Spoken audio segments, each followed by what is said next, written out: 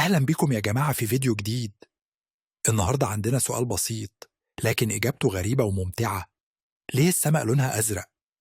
يمكن أغلبنا فكر في السؤال ده وهو صغير، بس يا ترى حد وقف وفهم الإجابة؟ يلا بينا نعرف مع بعض. خلينا نبدأ بحاجة بسيطة. الضوء اللي جاي من الشمس مش لون واحد زي ما احنا شايفين، لا، هو عبارة عن خليط من ألوان الطيف السبعة: الأحمر، البرتقالي، الأصفر، الأخضر، الأزرق، النيلي، والبنفسجي. كل لون منهم ليه طول موجي معين. لما ضوء الشمس بيدخل الغلاف الجوي بتاع الأرض بيقابل حاجة اسمها جزيئات الهواء.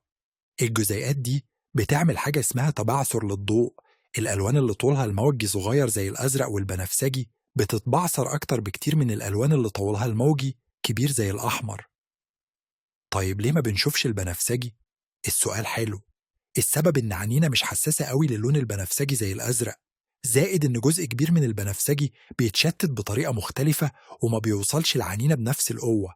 فالنتيجة، السما بتظهر لنا باللون الأزرق لأن اللون ده أكتر حاجة بتتبعثر في كل الاتجاهات. وده كان السبب ورا اللون الأزرق للسما. الموضوع بسيط لكنه ممتع لما تعرف العلم اللي وراه. لو عجبك الفيديو متنساش تعمل لايك وتشترك في القناة علشان نجاوب على أسئلة أكتر غريبة زي دي. شوفكم في الفيديو الجاي. سلام.